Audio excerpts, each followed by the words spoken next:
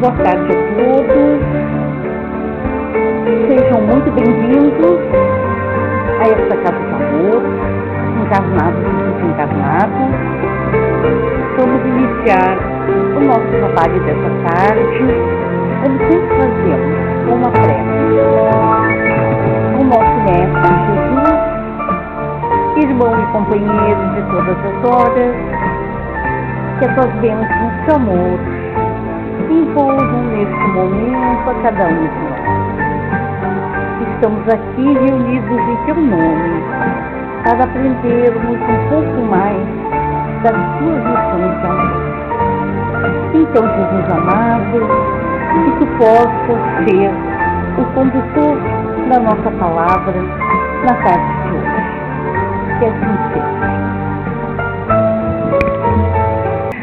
Então, o nosso tema de hoje é solidariedade. Era uma vez um jardim muito lindo. Nesse jardim morava um botãozinho de rosa, perfumado, muito bonito. Perto dali, naquele mesmo jardim, morava também uma aranha com seus filhinhos. A Dona Aranha, ela morava num lugar que tinha muitas folhagens, então raramente pegava sol. Seus filhinhos viviam resfriados. Doutor Cascudo, chamado para atendê-los, sempre avisava a Dona Aranha: você precisa arrumar um lugar ensolarado para criar seus filhinhos. E tanto ele falou que a Dona Aranha resolveu sair em busca de um lugar ensolarado. Aí andou pelo jardim e encontrou aquele belo botãozinho de rosa, perfumado, e ela pensou: eu vou perguntar a ela se eu posso me instalar ali, porque ela é tão linda, né? Não quero chegar e me instalar sem a permissão dela. Aí ela foi lá, cumprimentou o botãozinho de rosa e perguntou ao botãozinho se ela podia instalar suas teias de aranha ali no tronco dela. O botãozinho de rosa olhou para ela: de jeito nenhum, eu não quero gente esquisita perto de mim. Dona Aranha ficou chocada, se retirou, voltou para sua casinha, né? E nos outros dias continuou a procurar um lugar para seus filhinhos. Uma bela manhã, as borboletas estavam visitando o botãozinho de rosa e estavam conversando entre si, falando de umas formigas que estavam devorando tudo no jardim. E ela olhou para elas: mas o que nós temos que ver com isso? Não estou nem um pouquinho preocupada com isso. Pois você deveria ficar preocupada, disseram as borboletas, né? Porque ontem à noite elas atacaram o jasmineiro e o jasmineiro estava sem nenhuma folhinha. Você pode ser a próxima. O botãozinho de rosa levou um susto, começou a chorar. Não, disseram as borboletas, fale com Dona Aranha. Se a Dona Aranha estender as teias dela aqui no seu tronco, as formigas não vão chegar perto. Não posso. Eu fui grosseira e mal educada com a Dona Aranha. Ela não vai querer fazer isso. Não, disseram as borboletas. Dona Aranha é muito de boa. Nós vamos falar com ela. E as borboletas foram conversar com a Dona Aranha, que, claro, né, concordou em fazer isso lá, botar suas teias no tronco. E foi para lá fazer isso, meia temerosa e tal, né, mas foi. E colocou as suas teias ao redor do tronco do nosso botãozinho de rosa, que pediu muitas desculpas a ela e que acabou se tornando a sua melhor amiga, ajudando Dona Aranha, inclusive, a cuidar de seus filhinhos. Então, será que houve solidariedade por parte desse botãozinho de rosa?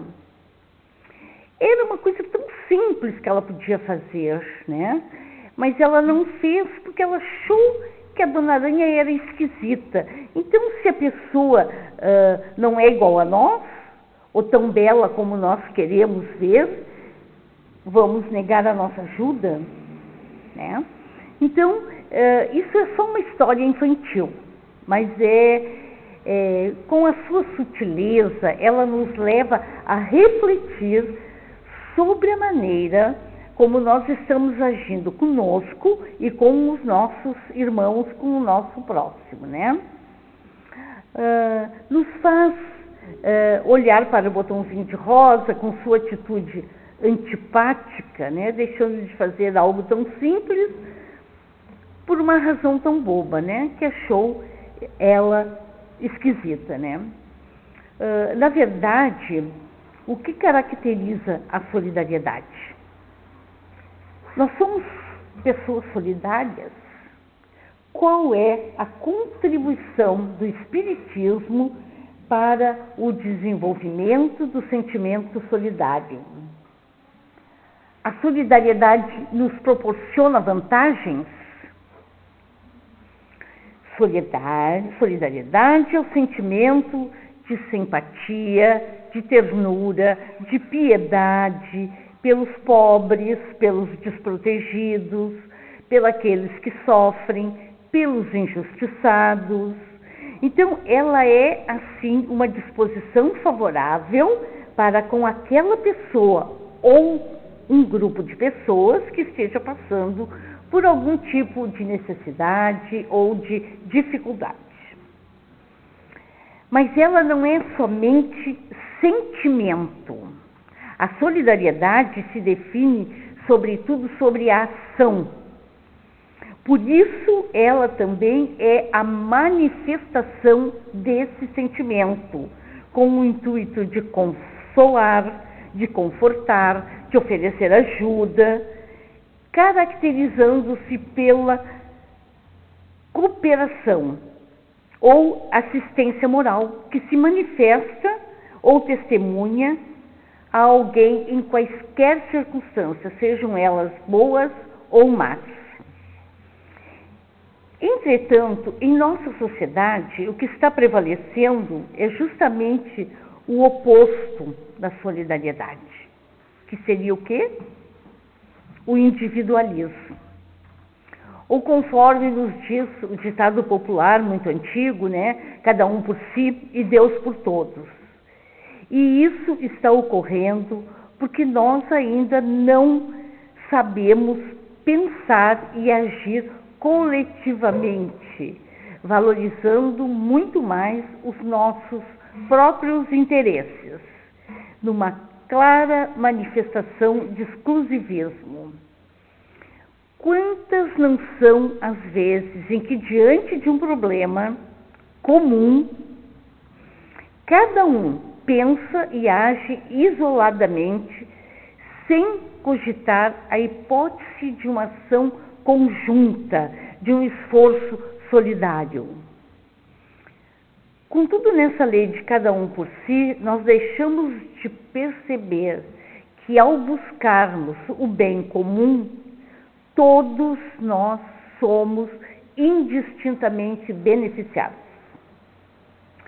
Quando, enfim, compreendermos que isoladamente não conseguimos realmente vencer, que juntos somos muito melhores, somos muito mais sábios do que cada um sozinho, nós teremos finalmente aprendido que a solidariedade beneficia tanto aquele que pratica quanto aquele que a recebe.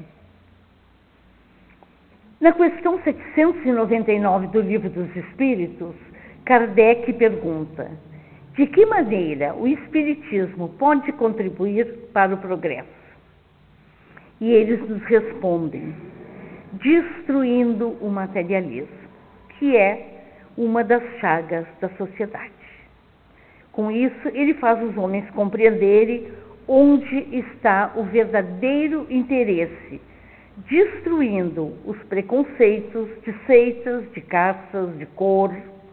Ele ensina aos homens a grande solidariedade que deve uni-los como irmãos que são.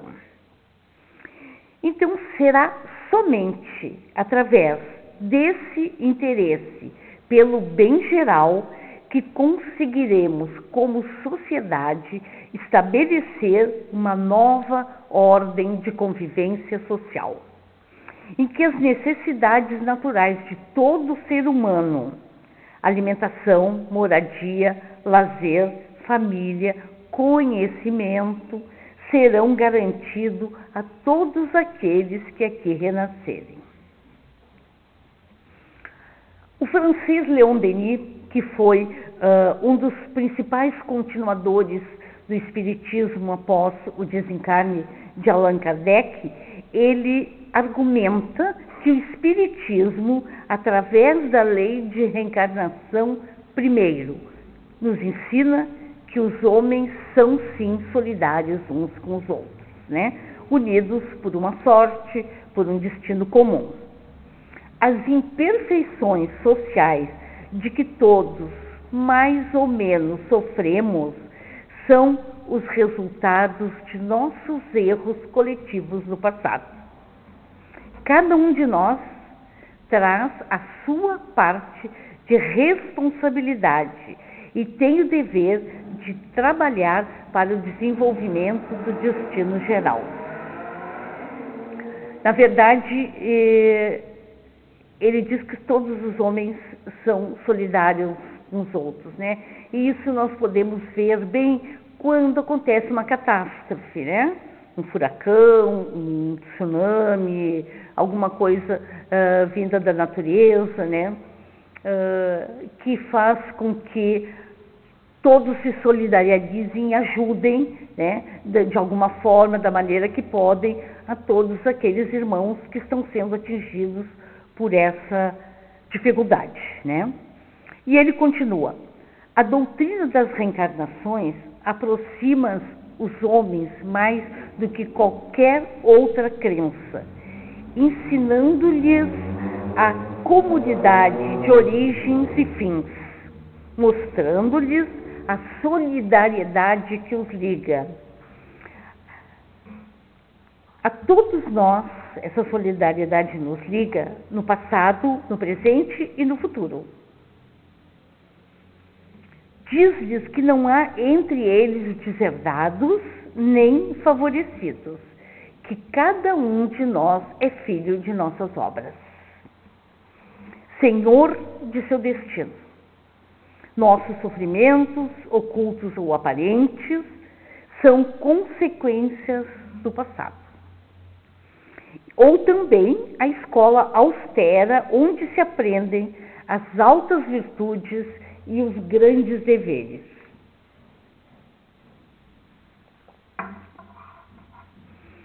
A crença na reencarnação nos desestimula veementemente a cuidar dos nossos exclusivos interesses.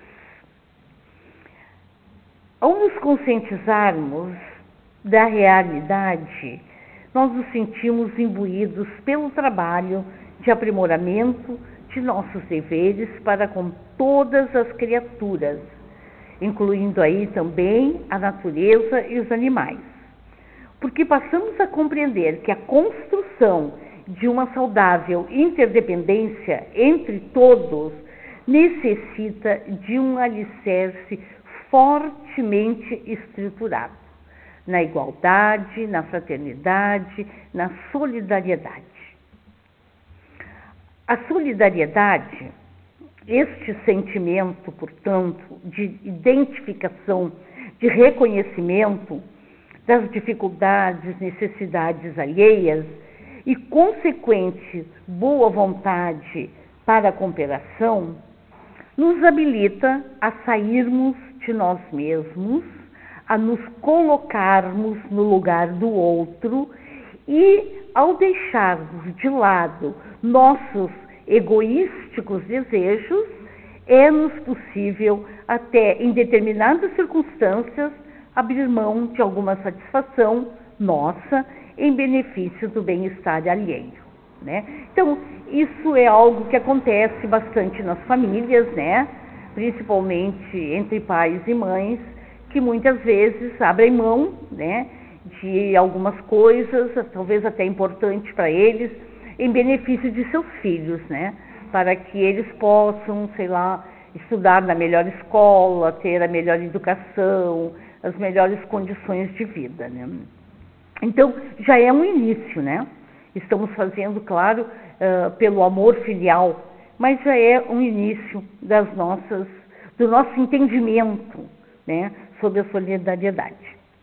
Então, para ilustrar a maneira como ocorre essa dinâmica de solidariedade, beneficiar tanto aquele que faz como aquele que recebe, porque, gente, nós somos sempre os primeiros beneficiados ao fazermos o bem. Sempre. Somos o primeiro a receber as benécias. Aquele a quem nós estamos fazendo bem pode sequer reconhecer que isso é um bem, que isso pode achar que nós não estamos fazendo mais que a nossa obrigação, é o que a maioria acha, na verdade, né? Mas isso não tem a menor importância. Nós estamos fazendo aquilo que a nossa alma, nosso coração nos diz para fazer. E isso é importante. Nós temos um conto que foi inspirado no escritor russo Leon Tolstói, que, olha, nos mostra exatamente isso. Ele começa assim: depois de castigar os campos da Rússia por meses interruptos no ano de 1860, o inverno parecia finalmente dar sinais de enfraquecimento. Vendo que a neve se mantinha estável ao longo do dia na sua imensa propriedade, o senhor mandou chamar 2 de seus servos e 2 dos melhores dos seus servos e deu-lhes uma incumbência de viajar a uma aldeia distante para tratar de um contrato de extrema importância para o futuro de seus negócios. Pushkin e Martuim foram os encarregados. Acordaram cedo numa fria e escura manhã. Atrelaram um robusto cavalo a um trenó e seguiram a viagem que deveria durar entre 7 e 8 horas. Antes do meio-dia, entretanto, começou a nevar e logo se transformou numa nevasca muito forte que foi se tornando pior e a visibilidade dificultou ainda mais o trote do animal. Hábeis e experimentados, Pushkin e Martuim, mesmo assim faziam o trenó prosseguir. Mas um dos patins do carro caiu numa vala e foi impossível tirá-lo daí. Então eles tiveram que livrar o cavalo e retomar a caminhada a pé. O frio era cortante. Envolvidos em seus pesados casacos e afundando na neve que atingia seus joelhos, os camponeses caminhavam sem ver casa ou aldeia em que pudessem pedir abrigo. As horas passavam e a situação não se alterava. Estavam numa situação terrível quando avistaram 2 corpos jogados na neve. Aproximaram-se e viram uma mulher ao lado de uma criança de 2 ou 3 anos. A mãe estava morta, mas o menino ainda respirava. Com extrema dificuldade, Martuim apanhou e trouxe aos braços. Por que você está fazendo isso? Você ficou louco? Perguntou Pushkin. Mas ele ainda está vivo. Sim, e daí? Como é que você vai levar essa criança se não aguenta o peso do seu próprio corpo? Bom, eu pensei que nós podíamos nos revezar, né? Comigo? De jeito nenhum. Eu já estou tendo muito trabalho para salvar a minha vida. E dizendo isso, Pushkin se afastou e sumiu atrás de um monte de neve.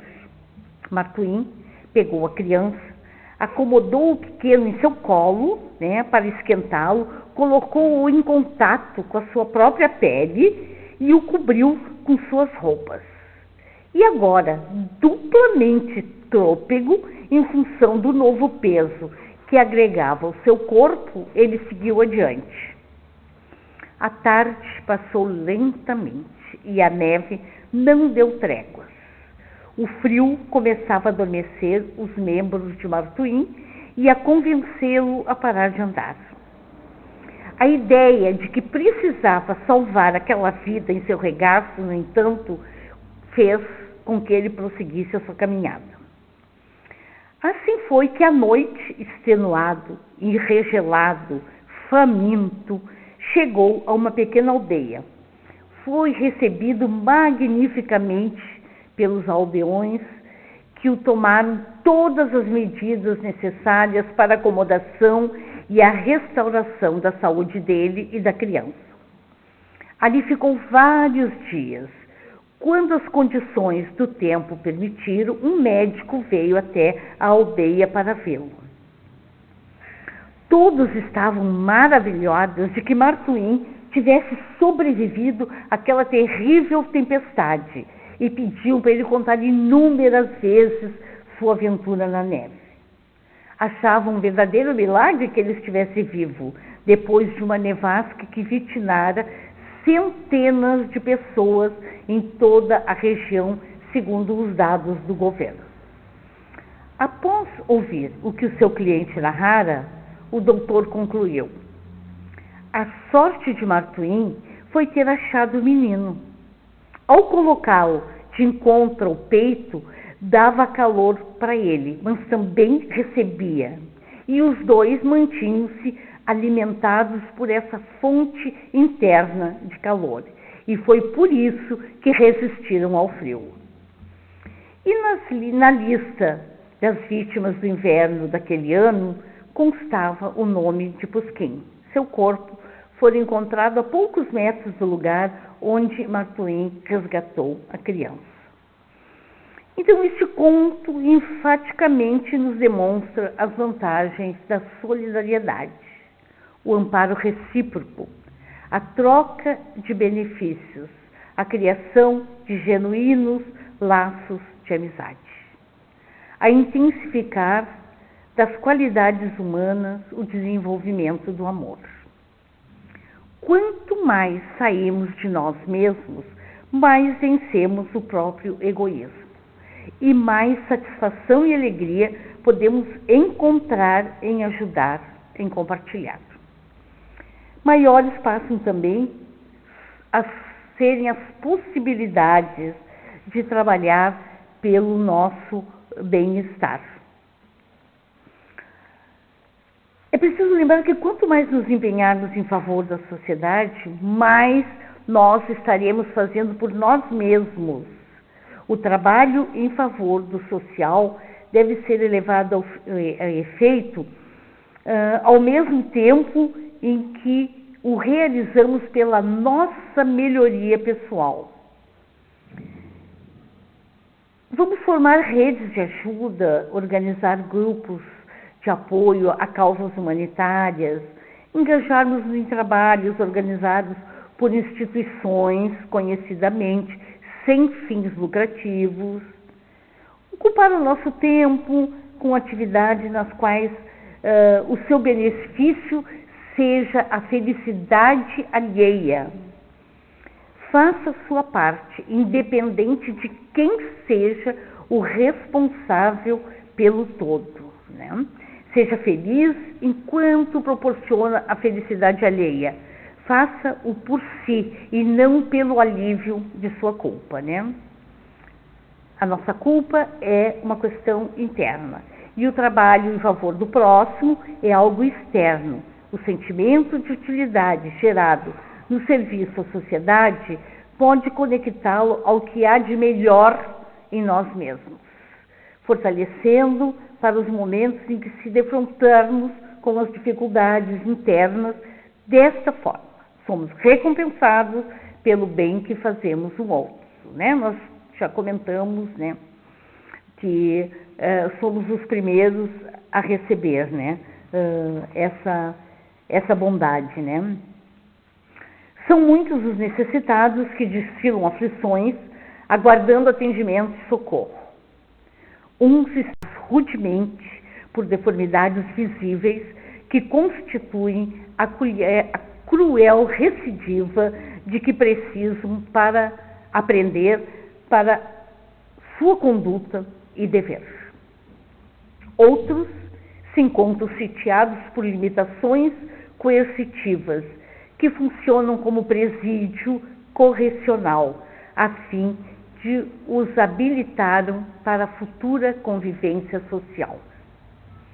Alguns se apresentam com dificuldades no raciocínio e na lucidez, embora a aparência harmoniosa, como se fossem estetas da forma emparedada, misérias mentais que os ensinam a valorizar a oportunidade e as bênçãos que estão recebendo.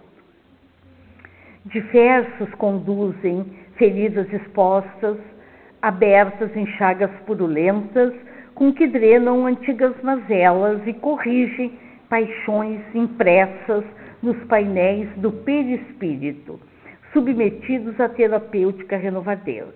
Então, vários estão estigmatizados a ferro e fogo, padecendo dores morais quase superlativas em regime de economia de felicidade, exercitando as experiências da esperança. Um sem número de atados à fome e à discriminação racial, sob acicate poderosos, estão treinando humildemente para o futuro. Todos aguardando piedade, ensejo para conjugarem os verbos servir e amar. Nós sabemos no Espiritismo que a injustiça existe, sim, mas nenhum de nós é injustiçado. Nenhum de nós está passando por uma injustiça.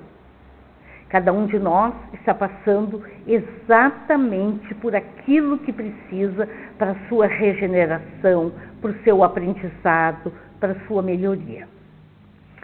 Só que isso não nos dá o direito de não sermos solidários, de não sermos piedosos para com esses nossos irmãos que estão passando por essas dificuldades. Sem julgá-los, sem ter medo, achar engraçado, ou não querer se aproximar, enfim. Nós temos um monte de dificuldades conosco ainda que às vezes nos afastam, né, de pessoas que estão passando por dificuldades, né? Nós precisamos saber que nós não sabemos se nós já passamos por isso que eles estão passando ou se ainda vai chegar a nossa vez de passar. E como é que nós queremos ser tratados? Como é que nós queremos ser vistos? Então, mesmo sabedores de que cada um de nós estamos passando pelas dificuldades que precisamos, nós temos sim que ser piedosos e nós temos sim que ter solidariedade para com os nossos irmãos, né? Então, na verdade, todos nós esperamos a solidariedade, né? De nos respeitar, de nos aceitar como somos, né? O nosso botãozinho de rosa demonstrou que não tinha solidariedade para com a Dona Aranha, né? Não aceitando porque ela não era igual a ele. Então, mas o bom, a riqueza de não sermos iguais é de aprendermos uns com os outros. Isso é o mais importante. Quanto mais diferente nós somos, mais coisas nós aprendemos e mais nós enxergamos, né? Quando nós enxergamos no outro alguma dificuldade, quem sabe é porque nós temos também essa dificuldade, né? Então, nós temos certeza que cada um de nós faz a sua parte, que cada um de nós pode escolher a maneira, né, de fazê-la, de ser solidária para com alguém. Podemos começar dentro do nosso lar, dentro da nossa família, né, e irmos aprendendo e expandindo essa rede né, de solidariedade. Então, que o Mestre Jesus esteja no coração de cada um de nós.